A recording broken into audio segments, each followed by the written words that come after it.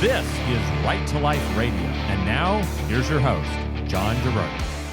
It is the start of the fall 40 Days for Life campaign in many cities around the country. And we at Right to Life of Central California, we kind of do things a little bit differently. We sort of have a year-round presence, physical presence, staff presence outside of the Planned Parenthood abortion clinic that's in Fresno on Fulton Street. And with me to talk about it, as we do for every first Saturday of the month, it's always our Stories from the Sidewalk segment at the start of the show, is Right to Life's Linda Teliha. Welcome, Linda. Thank you. Good to have you on the show, as always. So they do two 40 Days for Life campaigns, and 40 Days for Life is like the national organization that kind of helps encourage and host and coordinate and provide resources and have people sign up on their website, which often actually leads to complications for us because their website is not synced up. Whatever, regardless.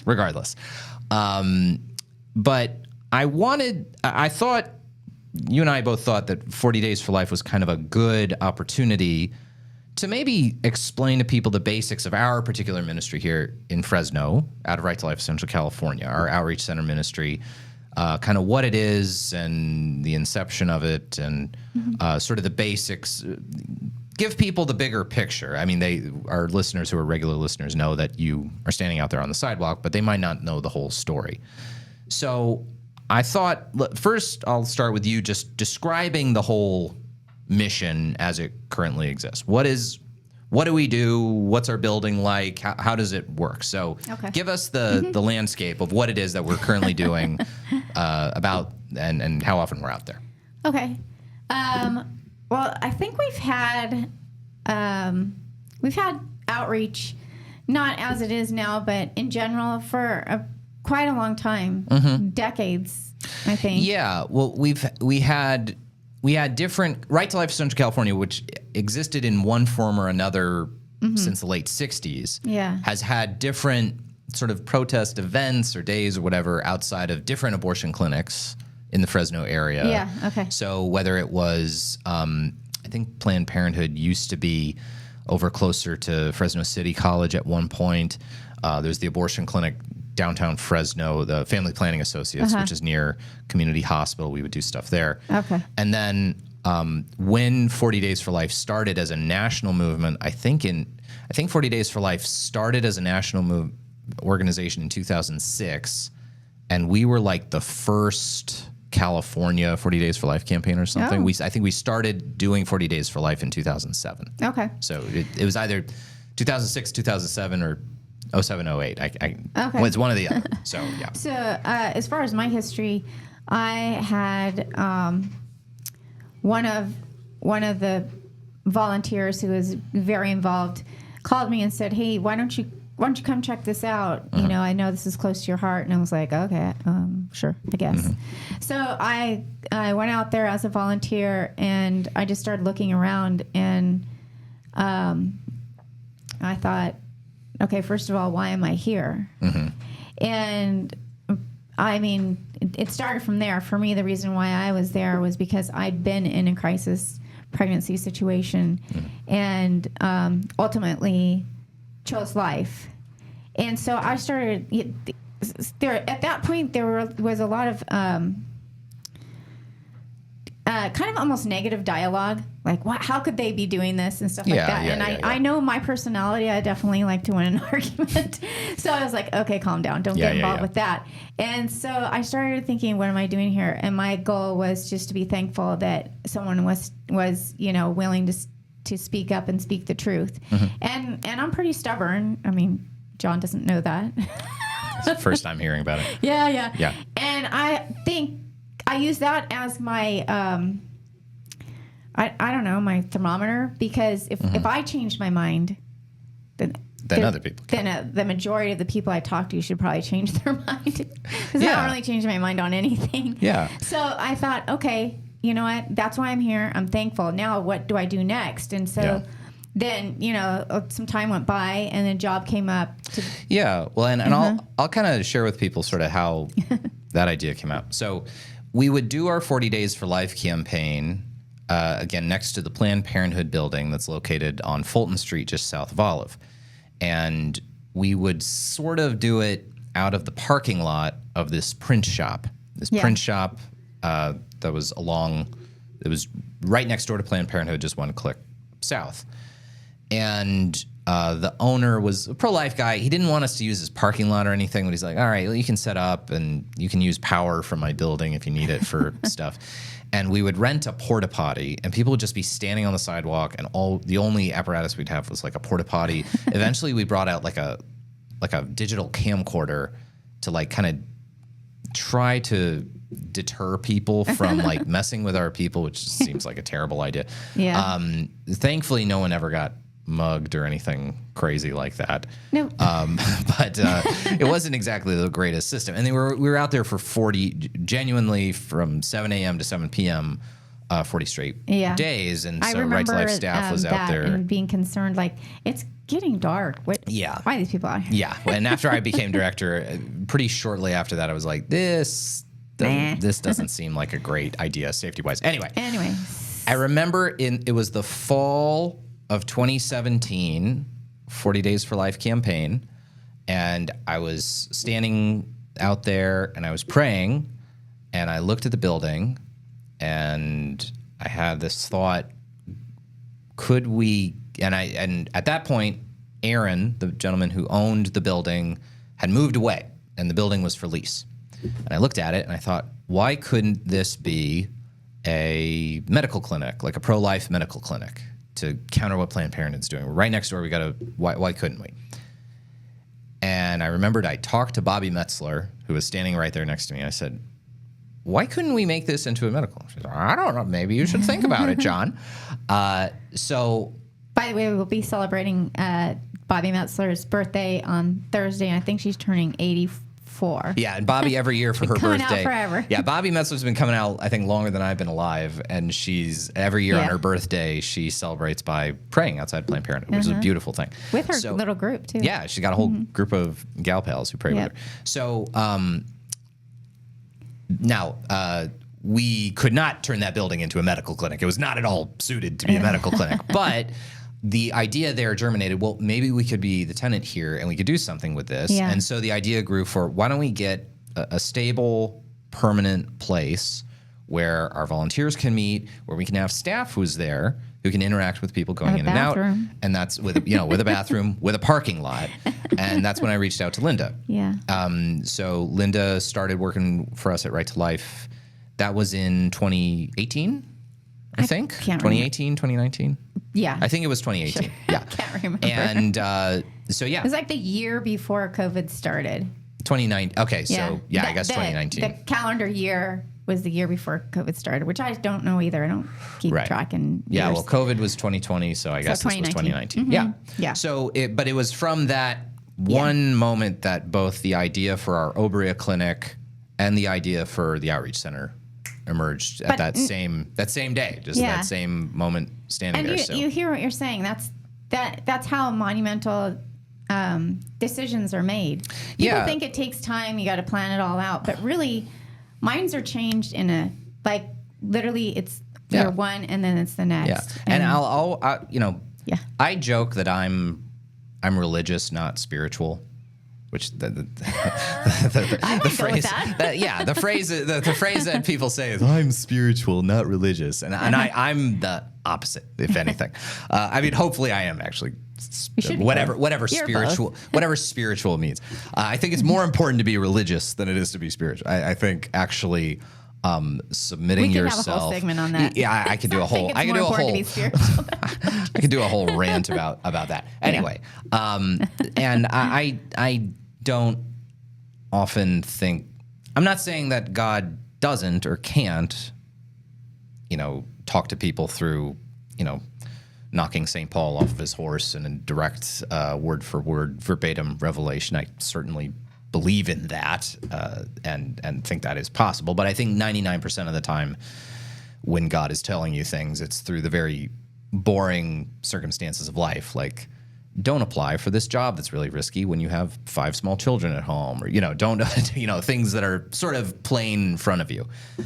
But I do really ascribe to the years of prayer that people poured out during 40 Days for Life for all those years. I ascribe the founding of the Outreach Center and of Obria to that, that prayer.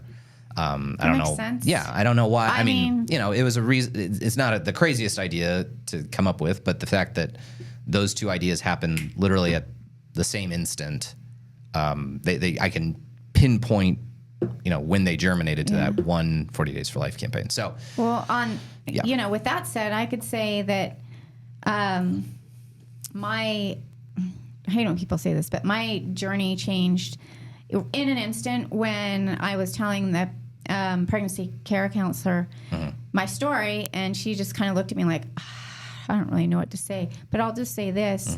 Just when you think all the walls are closing in, God will shine a light. And I was like, what? And then I just changed my mind. Yeah. I didn't have a plan. I wasn't thinking I wanted to. Wasn't waiting for someone to say the right thing. I just thought, okay. Yeah. I'm going to change my mind. And the whole trajectory of my life changed right then. And here I am, full circle, really paying it forward is what I do. I'm out there because, like I said, someone spoke the truth. And there are so many people that I see walking in with that same kind of, I can't even say it's a look, but that same presence, whatever. I mean, you've felt that feeling. Yeah. And you can... It doesn't necessarily take a rocket scientist to read that on someone else's face. Yeah, true. But having the conversation, it does take a lot more than just, hey, don't go in there. You have to be able to dial into where are you? What's driving you to this direction? And so that's what I'm doing out there. And then now we have and let's kind of describe it a little. So your day, insofar as any of your days are typical or look the same. So what is it that you do? So what is it that you do in a typical day as far as the way in which you're interacting, the way in which you're outreaching to people? Well, so even before that, we were talking about how outreach developed. And when I got the job, it was very rudimentary. It was like, okay, go out here and, try to see if you can talk to some people or something. Yeah. Even say a few prayers.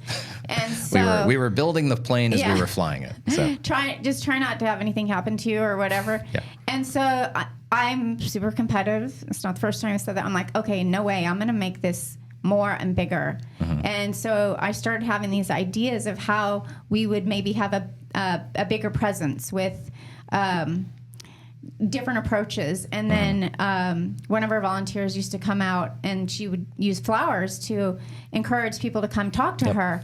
And so I thought, well, our buddy Zyra, who's still a wonderful volunteer with us. She just came out last week to start 40 days. And I thought, well, that's kind of corny. But then I saw it working and I'm like, I'm stealing that idea. Yeah. So, and it worked. And it continues to be a good idea. Can I offer you a flower? And then we have a brochure that we offer that has as many resources as we can put on one piece of paper without it looking like totally here, have insane. this scroll. Without it looking totally insane. Your sin list or whatever. Yeah. It's so, and we've gone over and over and over that brochure trying to figure out what kind of things are going to be pivotal in this person's life. So it's gone from that to so we probably need to be telling people what's going on in there without being like, don't go in there, it's bad. Yeah, so you need a bit more specificity, and you can't sound like a lunatic. Yeah, we have a little more history with the Margaret Sanger, and the history of why Planned Parenthood was started, and then it grew to me being out with friends or in different social situations, and them saying, "But what about this? And what about that?" And every time someone says, "But what about this?" I'm like, "Oh, maybe that is a good idea." Yeah. Well, and we understand that. I'll raise you one is really what I'm thinking. Yeah. Really? Okay, I'll raise you one. It's also a thing. It's not like there was a handbook for how to do this. No, there isn't. We've really so we've developed it over the years with adding more security, and we now have our buddy Deshaun, who's our security guard, who's always out there with us. He's great. He does a great job. Yeah. And so it's really nice to have the building there as a locus for our volunteers to gather, interact. Well, and even go that to the bathroom. Has grown. Yeah, and to the go. The appearance of it has even grown. Yeah, so one of our volunteers, Dina, painted this beautiful mural with beautiful flowers on it, and What's the actual words? Put? What's the actual words that's on it? I can't remember. Does it just say, it says hope? Something about fear. Oh my gosh, I can't remember. Let me look. I need to look. Oh my gosh, I can't believe. Dina, we apologize for not, fear not. Does it just say fear not? Oh my gosh. Fear not. Anyway, fear not. That's what it says. Okay. We thought up all these little words that have to do with that, like hope and peace and just different. Yeah. It just goes with it. So we went from having this stark, somewhat nasty building. I mean, it was the floor. It was the floor of a print shop, so it was not exactly artistic or beautiful. Fancy. And we've really, I think, spruced it up and made it really nice. Yeah. We also have. So what will happen is I'll talk to somebody, and I'll ask them if they'd like to talk, and I bring them over to the building. And our building has an open space where volunteers gather, and that's where we have birthday parties and we'll do baby showers for anyone who changes their mind. We do meetings like we did before 40 Days for Life. And then we have a little room that's kind of like a living room. And the goal was to be able to bring them into this kind of safe space where they can sit on a couch, have something to eat or talk drink. in private. And and there's baby clothes and pictures. And then easy opportunity to just, hey, what's really going on? Yeah. And again, those conversations, I think, have been critical for so many women to actually choose life. Yes. All right. When we return, we'll talk about a couple of interesting interactions that Linda's had recently, including women struggling through miscarriage. That is next on Right to Life Radio. Back with Right to Life Radio, we're doing our Stories from the Sidewalk. This is where every month, on the first Saturday of the month, we talk with Right to Life's Linda Teliha about her experiences interacting with women and couples going into and out of Planned Parenthood, many of these couples considering abortion. Linda, you had an interesting experience lately with a woman who was considering abortion and then went through a miscarriage. And I thought it was kind of an interesting topic relating kind of to issues of pregnancy loss and things like that. So maybe tell us a little bit about this woman you were working with. Well, this has happened a couple times. And it's always kind of in the back of my mind when these moms in crisis are like, I got to get this done today. Because that's one of the things that I'll sort of put out there. Why don't you give yourself a minute? Take another day. That's if you've already decided to have an abortion, what difference does it make? Give yourself a week. If you truly believe it's not a baby, then what? Yeah. What's the difference? Yeah. So, and one of the things I always kind of have in the back of my mind is a lot of people get to childbearing years and they're wanting to have babies, and then a large percentage of moms, well, I guess a certain percentage, women, have miscarriages. I mean, I think almost every friend that I have has had a miscarriage at a certain point. It's it just happens a very, I don't know the exact percentage, but it happens a pretty decent percentage of the time. Well, and now with today's times where you can find out like as soon as you stand up, basically, you're pregnant. Whereas before you didn't know and you just sort of went on. Yeah, and I do think this is kind of an important topic. Some of the research that's been done on mental health outcomes, there's this great researcher, this pro-life woman named Micheline Friedenberg, I believe her name is, and she runs an organization called Life Options. And one of the things she's been able to do is do scholarly research looking at mental health outcomes of women who've suffered pregnancy loss. So she's able to look at abortion plus miscarriage together. And by doing that, for one thing, it's allowed her to do more research and get support for research, because if you do something looking at the mental health outcomes of abortion, all of a sudden liberals don't want to fund it because they don't want to discover any, they don't want to find any evidence that there's anything bad mental health wise about abortion. Right. But if you're just looking at it in general, people think it's less politicized. And so she's been able to do more. So she's been able to do more useful research.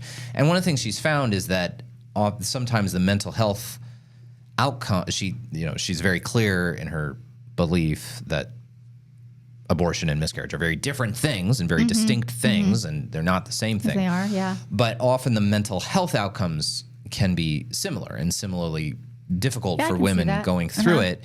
And particularly one of the things she was saying was these sort of situations where women maybe were considering getting an abortion or had decided to get an abortion, but then had a miscarriage, and then some of the guilt or difficulties that they would have been feeling for abortion, they're sort of feeling with miscarriage. Well, they might be feeling, bigger guilt, thinking, "Oh, it's my fault" or something like that. Yeah. And she's encountered women. Oh, did God punish me like this because I considered it, or something like that. Yeah. So I've had, I can think of two straight off the bat where they're both pregnant and like, I'm going to have an abortion, and then one was like, okay, no, I'm gonna keep the baby, was going to appointments, et cetera, and then did end up having a miscarriage. And we talked about it, and I was like, hey, I mean, you kind of got to pass on, the situation. So now you have an opportunity to step back and say, okay, how am I going to keep myself out of that situation? And she was like, oh, I know, definitely, I can see that, feel it, and you know, it's still hard because all the emotional stuff. Yeah, and that was still a baby. Hormonal stuff. And that was still a baby, and you mourned the loss, that loss. But yeah, to sort of, I mean, hopefully for her, that could have been a wake-up call for, And I still talk to her, and she's like, she's about to graduate from Fresno State. And wonderful. Yeah. She's, well on her way. And then the most recent one was... like, oh, I need to have an abortion because of this, that, and the other, and I'm gonna. And so I didn't hear from her for like a week. So I texted her today and I was like, hey, how's it going? And she said, I'm struggling right now because I had a miscarriage. And my first thought was, wait a minute. I mean, 2 weeks ago you were going to go in and have an abortion, and now, but that just goes to show, like, it's in there. It's in your heart that this is...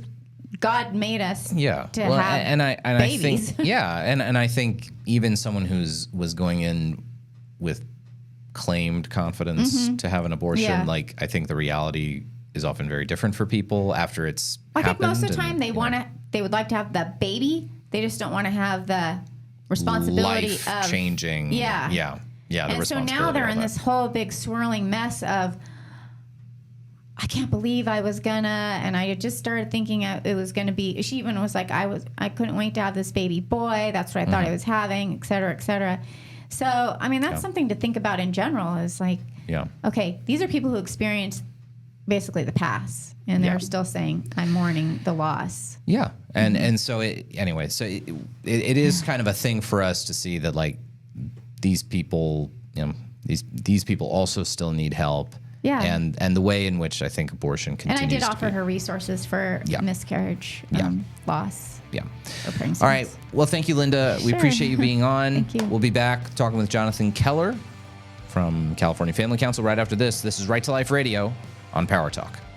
All right. For those of you in podcast land and podcast land only, a special social experiment segment of Right to Life Radio. I'm here with our good buddy, Mr. Jonathan Keller, California Family Council.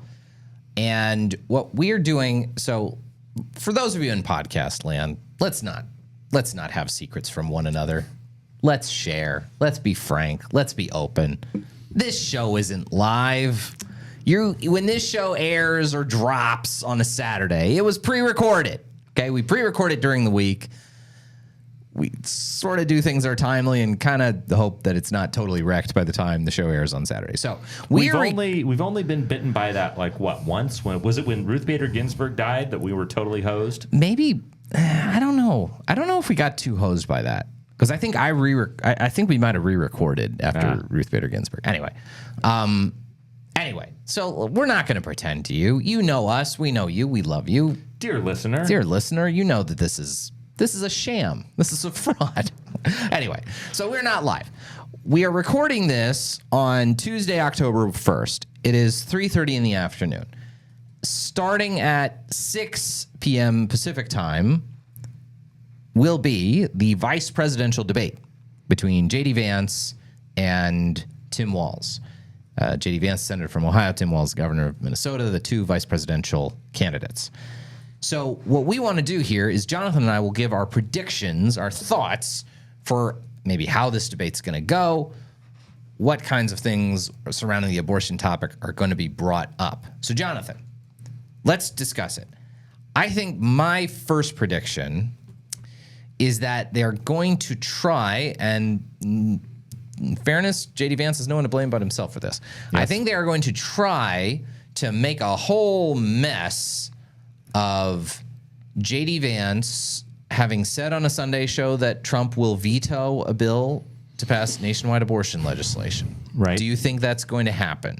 What do you think is going to happen with any of that? Do you think that will be broached? I think that, as we were discussing in our secret pre-show meeting, I think that since the abortion issue is basically the only thing where Kamala has had a consistent, sadly, consistent lead over Trump. She is doing a little better on the economy now, but you look at, I mean, John, as we say this today, I mean, I don't know what's going to happen by Saturday, but as we say this today, we just saw that Iran has launched a whole bunch of missiles at Israel. Yep.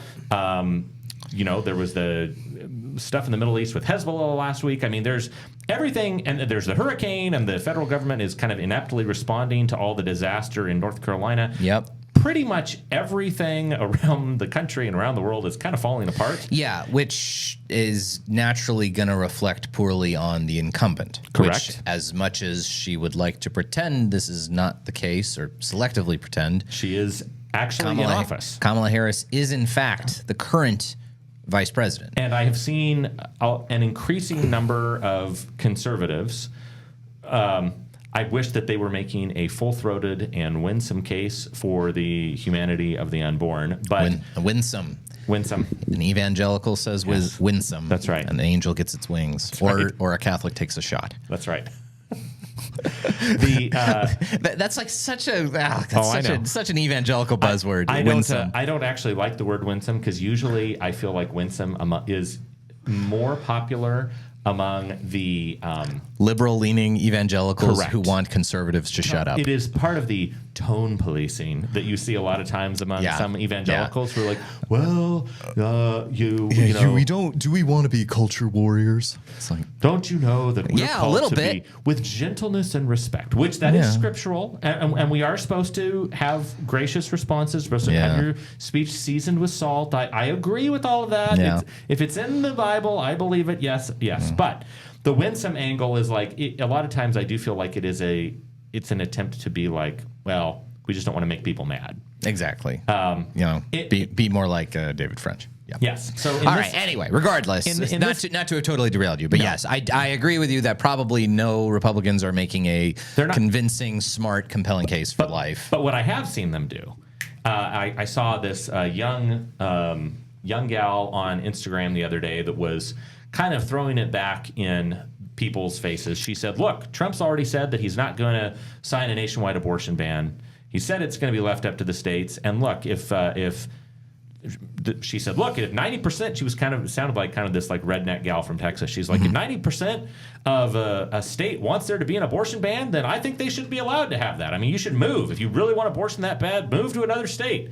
And she said, but really, you're going to vote for Kamala over abortion on the purposes of abortion, on behalf of abortion, on account of abortion, over inflation and crime and the border and thousands of people coming in that are murderers from the southern border? Yeah, and it does make now, as far as what we are prioritizing as important, what is the hierarchy of important political issues? I think I would put abortion above all of those things. Agree. But I am inclined to sort of agree with the analysis that there are a lot of people in America who are pro-choice, but I think they're not so pro-choice that they're willing to put that issue above, as you say, the economy, foreign policy, immigration, all these issues where, frankly, part of why I sneaky think Trump's going to win is I think he's polling better on on almost all of those issues.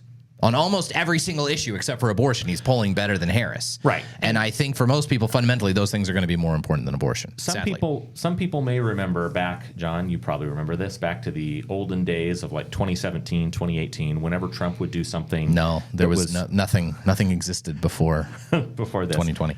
But I remember there were these times where all of the never Trump people, whenever Trump would do something that was outrageous, like he'd say something that was a crazy tweet, he'd tweet something crazy, or he'd talk about, Kim Jong-un, fire and fury or whatever. Yeah. They would post this meme on social media that was a picture of rising floodwaters, and then right at the very edge of the sign that was almost being dwarfed, it was a road sign that said, "But Gorsuch." Yeah. Do you remember this? Yeah, oh yeah. But Gorsuch was always the retort from conservatives, right? Who would say, "Yeah, Trump isn't great, but he appointed Gorsuch." Right. And I feel like the inverse of that right now is happening from the left, where they are trying to sell to especially liberal-leaning young women. They're saying, well, okay, yeah, inflation is really bad. You can't afford a house. The border is out of control. There's war again in the Middle East, and we're spending millions of dollars in Ukraine. But abortion. Yeah. Come on, don't you want your abortion rights? Which is a strategy that works in California. Which is heartbreaking, but sad. Yes, it's true. It's unfortunately true. Whether that's going to work in Georgia, whether that's going to work in North Carolina, whether that's going to work in Arizona or Nevada or Michigan or Wisconsin or Pennsylvania remains to be seen. So anyway, but I think they are. So to answer your question, John, from like 25 minutes ago, yes, that's why I think Tim Walz is going to harp on abortion in the debate. Yeah. So I think they're going to they'll throw into J.D. Vance's face the fact that Vance said Trump would veto any national abortion legislation, where Trump kind of distanced himself from that. He sort of was very non-committal about that at the last presidential debate.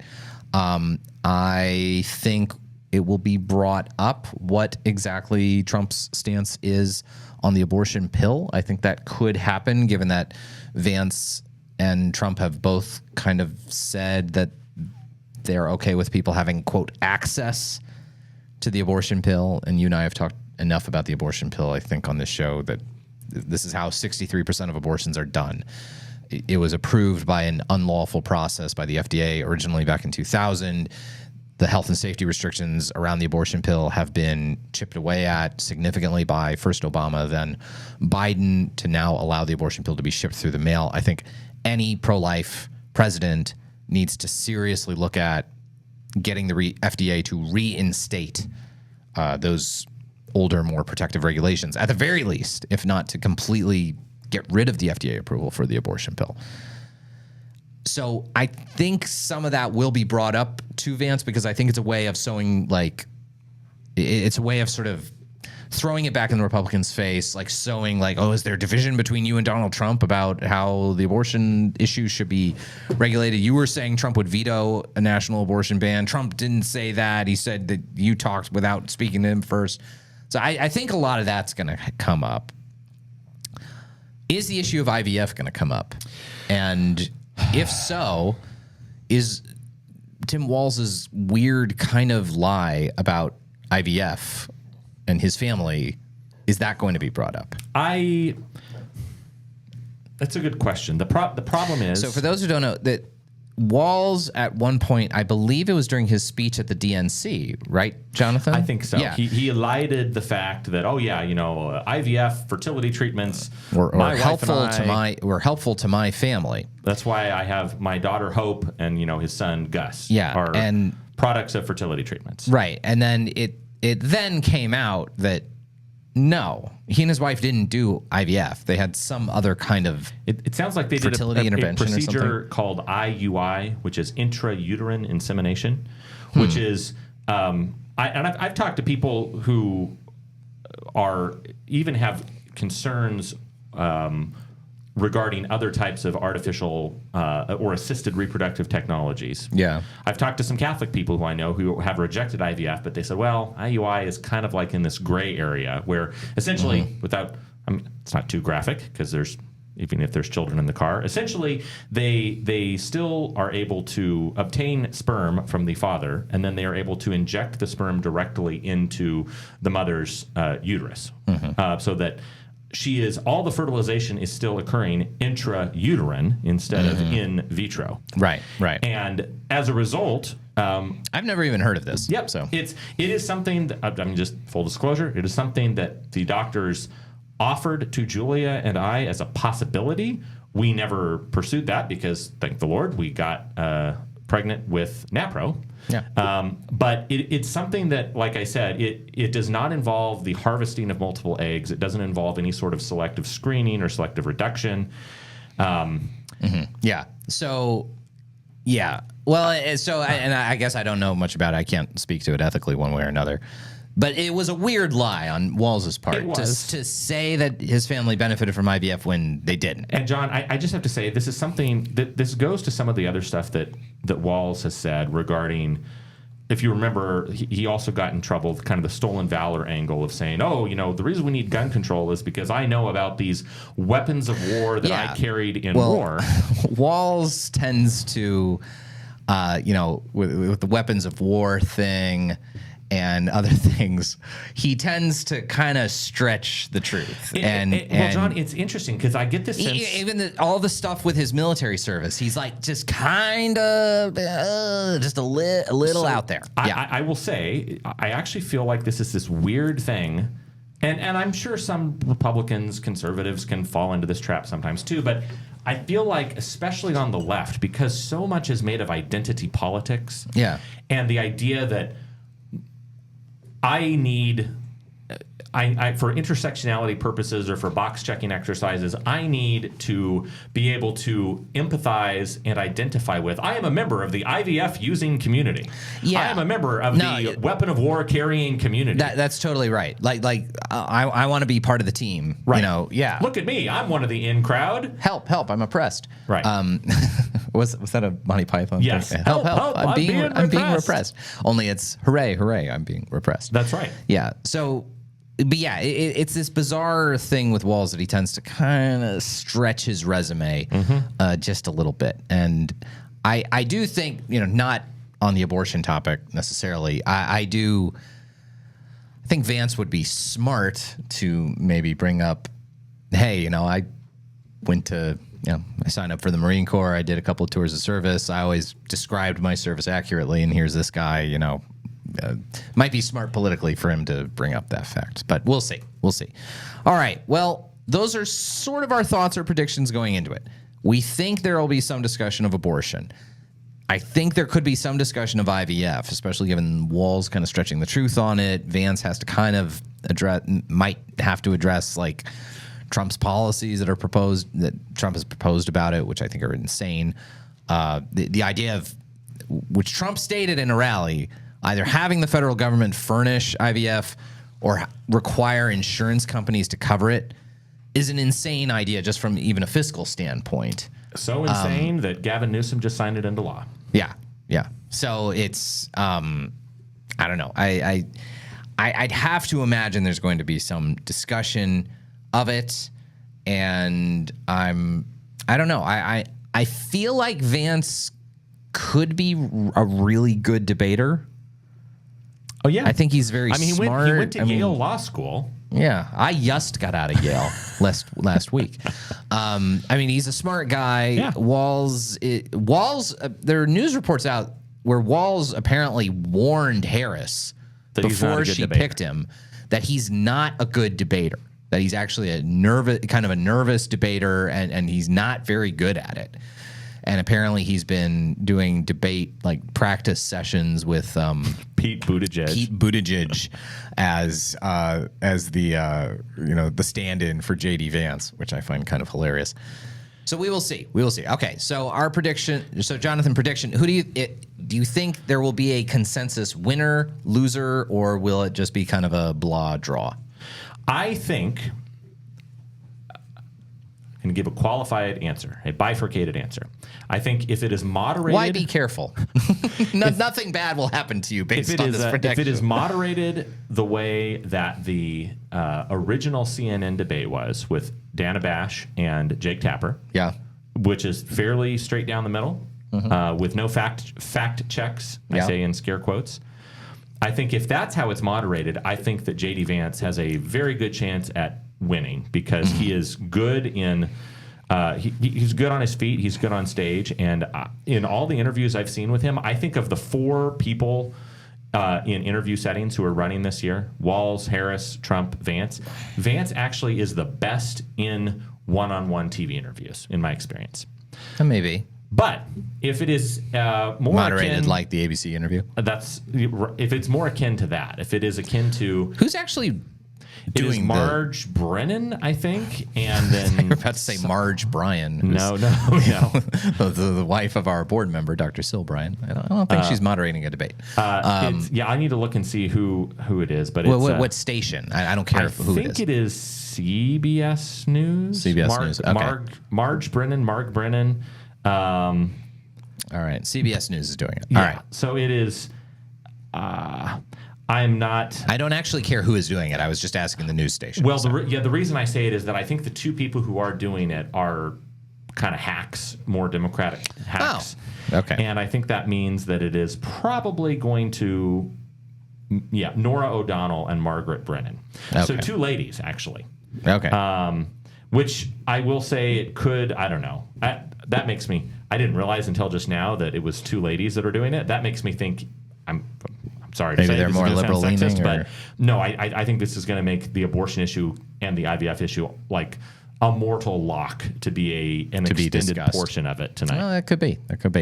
All right. Well, I'm going to make the prediction that it's going to be kind of an ugly muddle, and no one will come out as a clear winner, and maybe it won't have much of an impact on the election at all. So there you go. I think the Pod Save America guys will say Vance lost and Walz wiped the floor. Yeah, and Dan Bongino will say that J.D. Vance won and Walz was terrible. That's right. So okay, all right. That will do it. That's our vice presidential debate predictions. Up next, our vice presidential debate reactions, which will actually be on the radio show. That is next on Right to Life Radio. We are back with Right to Life Radio. Our thanks to Linda Teliha for joining us for the first two segments of the show. We now have in the studio our good buddy, Mr. Jonathan Keller from California Family Council. How's it going, Jonathan? Howdy. It's good to be here. It's been quite an eventful few days and weeks. Lots going on. Indeed. And the big news of the week was the vice presidential debate from CBS News between J.D. Vance and Tim Walz, both vying to be the next vice president of the United States. They talked a good bit about the abortion issue. Jonathan and I watched and listened to the whole thing. We did a live Right to Life reaction video, which you can find on social media. We had not seen that portion of the debate. We watched it and gave our instantaneous reactions. So, Jonathan. Heartburn and all. Heartburn and all. Quite a bit of heartburn. Probably 90% heartburn, in all honesty, because there was some things that J.D. Vance said that gave us some heartburn. So, all in all, first, I guess our big picture narrative thoughts from the debate coming out. I mean, I think the big picture, not just focusing on the pro-life stuff, I feel like Vance did better.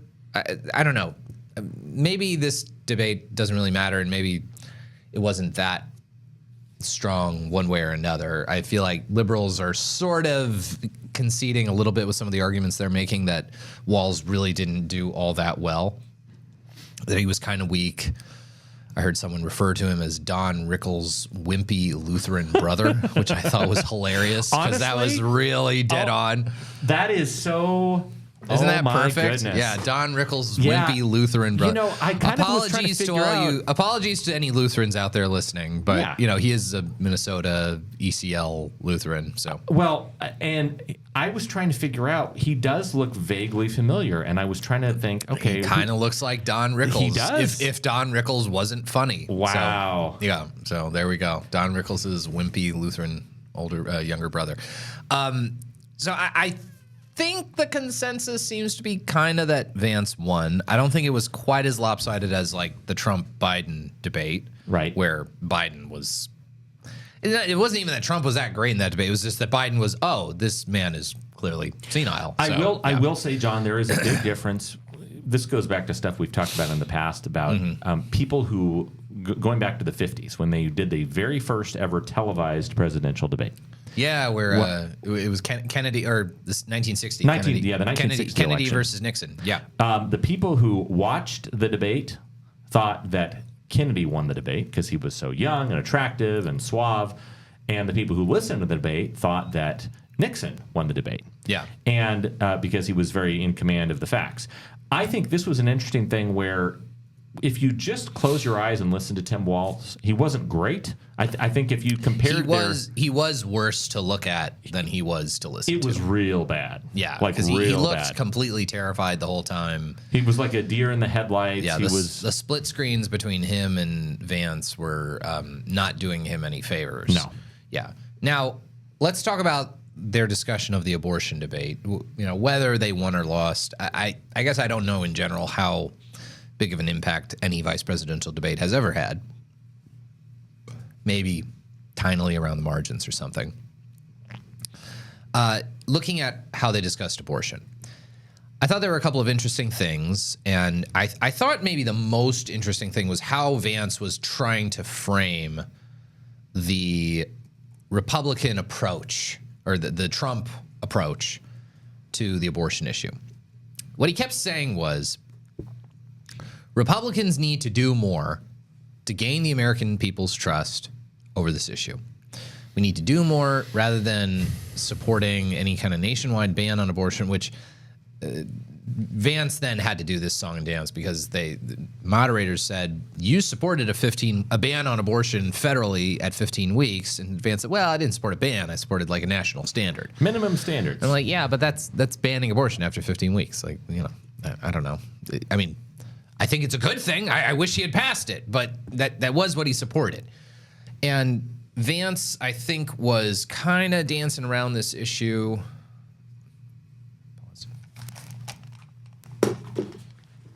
Hello, this is John.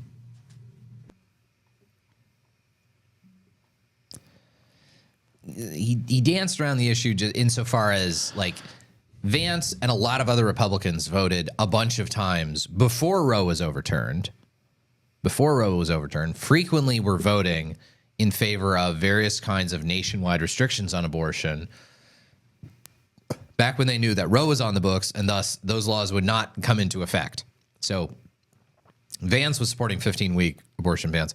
All these other Republicans in the House and in the Senate. Trump was supporting bills to ban abortion after 20 weeks, after however many weeks.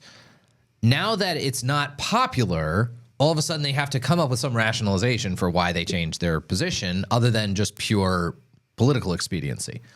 And that, the way Vance is sort of framing it is that Republicans need to get the American people's trust again on this issue, which basically means not pushing for nationwide abortion bans, but then also supporting fertility treatments, supporting more support for women to be able to have their babies, et cetera, et cetera. Basically, it seemed like a lot of social welfare kind of spending. And I thought it was very interesting the way that he was framing it, that he's flat out saying the Republican position on abortion is not popular. Therefore, we're going to do something to shift it. I guess how much of this feels like flat out compromise and how much of this feels like strategic retreat? So this, John, I'll tell you, there's at least two-part answer to this. I think you can acknowledge the facts on the ground and say, look, I realize that right now the current position. Yeah. Oh, there you go. Alert. I realize that the current position on abortion that the Republicans hold is not popular. Mm-hmm. And the answer to that is to either, or I should say there are at least two options in that. Either. Number one, you can retreat and completely capitulate on your position. Okay. Number two, you can advocate for your position and try to convince people that your position is actually correct. Mm-hmm. Or I guess I would say at least the third one that we're talking about here. Number three is you cannot change your position or try to change it as little as possible, but try to bribe your constituents with something else so that they will hopefully accept your position. Yeah. And this is the area that I think is the real issue, is that I'm not saying that there is not a value sometimes in giving your constituents things in order to try to get them to accept your position. We see that happen all the time with tax cuts and Republicans. Mm-hmm. Yeah. We see that happen all the time with other sorts of issues. Well, we're going to do, if you elect me, we're going to pass a stimulus or we're going to whatever. But the problem is the Democrats, like we said, they're throwing everything at the wall to see what sticks in terms of goodies. And the Republicans are not making their strongest case, which is, well, abortion kills unborn children. Right. And that's actually wrong. Yeah. Well, and I think it's a thing of, okay, Democrats have framed these post-Roe statewide ballot initiatives on abortion perfectly because they frame it in the most generic sounding terms possible, and generic sounds moderate. Should there be a right to abortion? Most people think there should be some kind of a right to abortion. When you drill down into what people believe specifically, though, most Americans are much more restrictive than most Democrats are. Most people don't support abortion after 15 weeks. Most people don't support abortion, or it's at least close. I think it's most people don't support abortion even after the first trimester. Most people don't support public funding of abortion. Nobody supports abortion late in pregnancy. And the problem is that Democrats have framed all of this as generic right to abortion, and Republicans have not done a good enough job of framing it more specifically. Of, in this state, hey, should we ban abortion after 15 weeks? I get the sense that this retreat is easier for Republicans to handle because they never really cared about the abortion issue in the first place, a lot of elected Republicans. I think it's easier just to say, we're just not going to do anything with it. It's just a state issue. We'll just kick it to the states, as opposed to actually engaging with it and actually trying to do something positive. And I guess I guess I take Vance a little more seriously than other Republicans because I think he is smart and he does care about this. But I don't know. I'm not sure I'm definitely not in love with this way of sort of framing it. Just saying that the Republican position is unpopular. Like we're conceding. It's like we're conceding this argument rather than fighting for it. To say, the Republican position is unpopular. Fight for your position. Right. I mean, how many wacko positions do mainstream Democrats hold that they fight for tooth and nail? And sometimes they get what they want. Obamacare was widely opposed by most people, and Barack Obama stuck with his guns, got the thing passed. He moved the ratchet of American politics in a certain direction, and that ratchet's never going away. Right. So I just find it frustrating that one bad election cycle results in Republicans thinking that we have to completely rethink and redo our entire strategy on this thing. So, John, this gets back to some of the discussion we've had. I was trying to encapsulate this, and I just realized I just have to do it as a meme. Okay. So I'm going to show the camera here, and then. Well, this is some great radio to show people something physical. All right. So this is the famous meme. Here's a duck quacking. Yes, this is the goose chase meme. The goose chasing. Trust women to do what, Tim? Trust women to do what? As the goose continues to chase him. If you've never seen that meme, it's. Yeah. So this was a constant theme throughout the debate where Walz just kept going back. It's easy. It worked fine before. We just trust women to make their decision. Trust women and their doctors. Now, trusting women is great. Yeah. If it's, like deciding when they want to get married or who they want to get married to or what color they want their hair to be or what job they want to have. Yeah. It's just a thing of I don't trust anybody, man or woman, with fundamental decisions about who is a valuable human or not and whether a human gets to live or die.